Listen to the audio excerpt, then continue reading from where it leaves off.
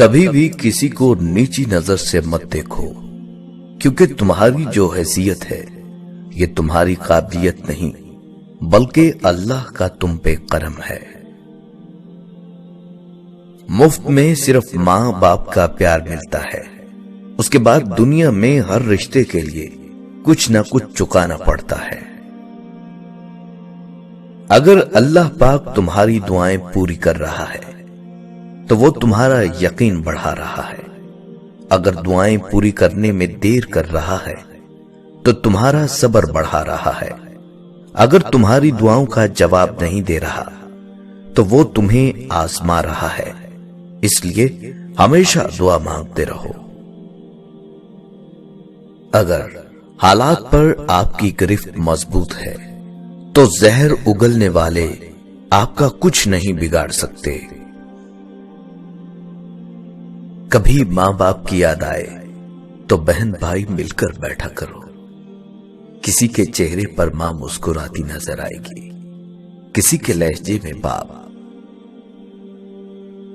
لاکھوں کو دوست بنانا کوئی بڑی بات نہیں، بات یہ ہے کہ ایسا دوست بناؤ جو تمہارا اس وقت ساتھ دے جب لاکھوں تمہارے مخالف ہوں۔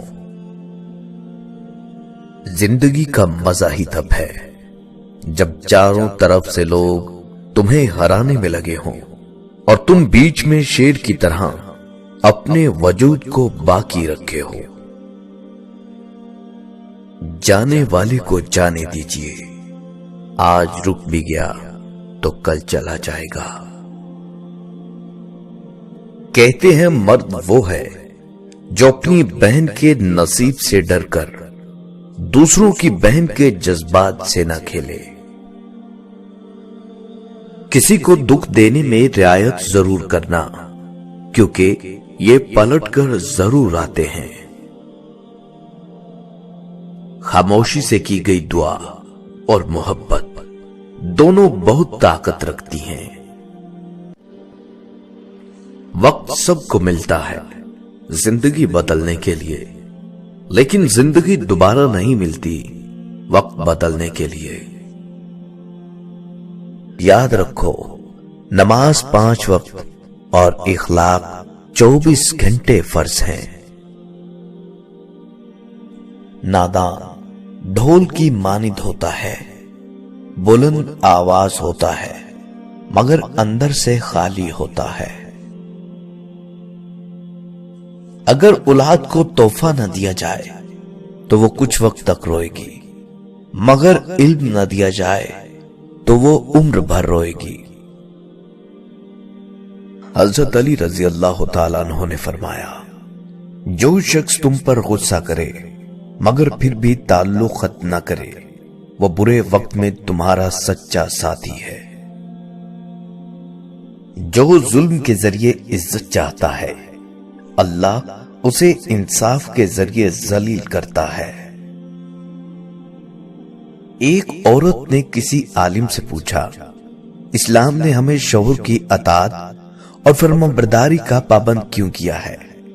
شوہر کو ہماری اطاعت کا پابند کیوں نہیں بنایا؟ عالم نے پوچھا، تمہارے کتنے بیٹے ہیں؟ عورت بولی، 3۔ اس پر عالم نے جواب دیا، اللہ نے تجھے ایک مرد کی اطاعت کا حکم دیا اور 3 مردوں کو تیری اطاعت کا حکم دیا۔ تیری اطاعت کیے بغیر اور تیرے ساتھ اچھا معاملہ کیے بغیر وہ ہرگز جنت میں داخل نہیں ہو سکیں گے۔ اب تم بتاؤ کہ زیادہ پابند کون ہے؟ عورت نے جواب دیا، بے شک اسلام کی نعمت پر میں اللہ کا شکر ادا کرتی ہوں۔ انسان جو چاہے وہ کرنے سے قاصر ہے، جبکہ اللہ پاک جو چاہے کرنے پر قادر ہے۔ پھر بھی ہم قادر کو چھوڑ کر قاصر سے امید لگائے بیٹھے رہتے ہیں۔ کبھی کبھی زندگی میں رونے کے لیے اتنی وجوہات ہوتی ہیں کہ ہم اندازہ ہی نہیں کر پاتے کہ اصل وجہ کون سی ہے جو ہمیں اندر تک درد دے رہی ہے۔ حکیم لقمان نے اپنے بیٹے کو 4 نصیحتیں کی۔ بیٹا، 4 جگہوں پر 4 چیزوں کو کنٹرول میں رکھنا: محفل میں زبان کو، دسترخوان پر پیٹ کو، پرائے گھر میں آنکھ کو، اور نماز میں دل کو۔ کفن بھی کیا عجیب چیز ہے، جس نے بنایا اس نے بیچ دیا، خریدنے والے نے استعمال ہی نہیں کیا، اور جس نے استعمال کیا اسے معلوم ہی نہیں۔ خاموشی ایک ایسی عبادت ہے، فرشتہ اسے لکھ نہیں سکتا، شیطان اسے بگاڑ نہیں سکتا، اور رب کے سوا اسے کوئی جان نہیں سکتا۔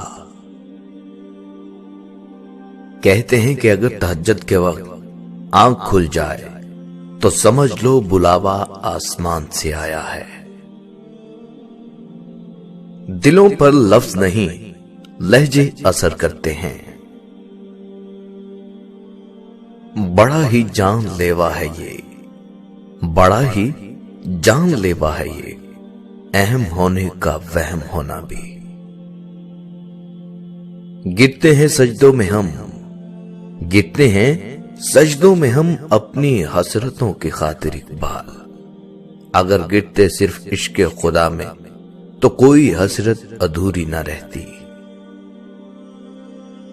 وقت کو پیدا کرنے والے کو وقت دے کر دیکھو، وہ تمہارا وقت بدل دے گا۔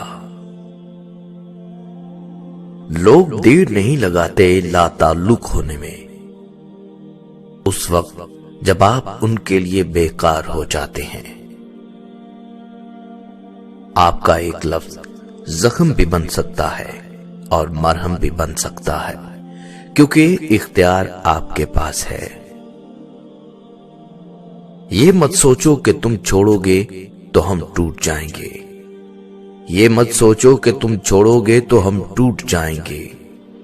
وہ بھی جی رہے ہیں جن کو ہم نے تیری خاطر چھوڑا تھا۔